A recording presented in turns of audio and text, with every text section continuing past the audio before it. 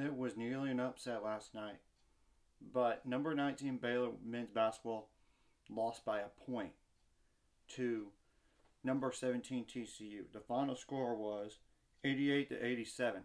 The defense has to be addressed. It's more like the drives in this game and the points in the paint and second chance points and fast break points that killed Baylor in this game. I mean, for example, I know for a fact, and it's not on the ESPN stats, but if you look at the other stats, 52 points in the paint. They were 3 for 14 on threes, and all three of those were by one guy for TCU. Okay. TCU shot the ball 48.5%, which was better than in the first half of the game, which is like 33 for 68 overall. 3 for 14 on threes, like I said, 21.4%. But one of the guys, Mike Miles Jr., 3 for 7. After that, everyone else was 0 for or 7. 19 for 23 on free throws, which is 82.6%. 30 rebounds, 11 of those offensive. But I tell you something, Eddie Lampkin on those rebounds, he just put it back in with one hand. We got to do something about that. 18 assists, 7 steals, 4 blocks, 7 turnovers. They didn't turn the ball over, but they committed 20 fouls, and they had only 6 bench points. Baylor had 21 bench points in this game, but it was not enough, clearly. First half, they shot the ball really well. Second half, not so much. I mean, 24 for 54, which is 44.4%. They even had a stretch that they couldn't make a made field goal for 9 minutes in this game. 11 for 24 on threes. 28 for 33 on free throws, which is 84.8%. If they would have made one more free throw from, like, I don't know, an Adam Flagler, for example, or even Josh Ujuwuna or Flo Thamba, one more, this game would have gone to overtime. Or make 2 more, you would have won the game. You wouldn't have to be in that situation. Then there will be a foul game from there, because Baylor allowed TCU to score a 2-pointer, and it was from a guy that is not known as a shooter. It was like a two-point jump shot. 37 rebounds in the game, 12 of those offensive. 16 assists, which is not as good as TCU. 3 steals, 4 blocks, 15 turnovers. That has few of those turnovers were like standing on the sideline when you catch the ball. You got to do something about that. That is inexcusable turnover. 18 fouls. There was questionable officiating on both sides. I'm not going to deny it. Baylor even had a 17-point lead in this game, and they blew it. Just painful. They had a chance at their end. Like, Caleb Blona threw a pass to Josh Ujuwuna. They called their last timeout, set up one last play, and they gave it to Keontae George, and his shot got tipped. But Josh Ujuwuna was there for the rebound, couldn't put it back up. If he would have made that shot, we win the game at the buzzer. So, to break down the scoring for Baylor in this game, Adam Flagler had 13 points on 4 for 14 shooting. He needs to be a little more efficient. 2 for 7 on threes especially. He needs to hit more shots. 3 for 4 on free throws. Like I said, I want to see 4 for 4 or on that. I will say like 2 rebounds in the game, 6 assists, no turnovers, 3 fouls though. LJ Cryer, he came back from concussion protocol, which is good. 13 points, but clearly had a little bit of rust in terms of like field goal attempts. 3 for 9 on front of the field, 1 for 5 on free throws, but 6 for 6 on free throws. I'd take that any day. 1 rebound, 2 assists, 3 turnovers though. I think that's a little bit of rust. 1 foul.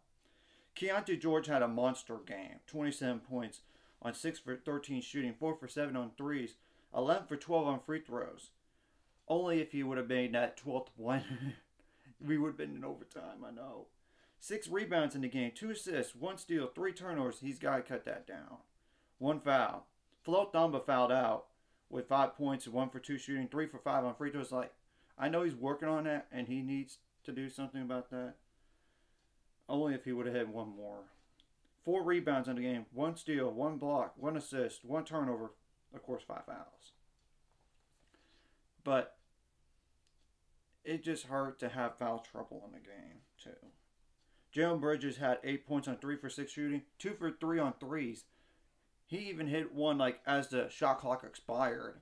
So I think his shooting ability is back on threes. I think it is. So that's going to be beneficial. 7 rebounds in the game, 1 assist, 2 blocks in the game, which is really good. 3 fouls. Okay, Dale Bonner didn't score any points, like 0 for 1 shooting. 2 assists, though, 3 turnovers. He's got to cut that down, and 1 foul.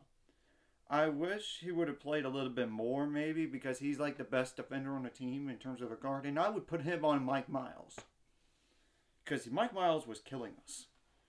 I mean, Kyle Bloner had 0 points on no field goal attempts. 6 rebounds, though. That's pretty good. But 3 turnovers. He's got to take care of the ball. Man. Langston Love had a better game this past one. I mean, 10 points on 3 for 4 shooting. 2 for 2 on threes. 2 for 2 on free throws. 2 rebounds. 1 assist. 1 turnover. Josh Ujuwuna, he stepped up big time whenever Flo Thamba was in foul trouble. 11 points on 4 for 5 shooting. 3 for 4 on threes. 7 rebounds. 1 assist. 1 steal. 1 block. 1 turnover. 4 fouls. He was dealing with foul trouble too, and I think that's played a part in the game too with having the foul trouble.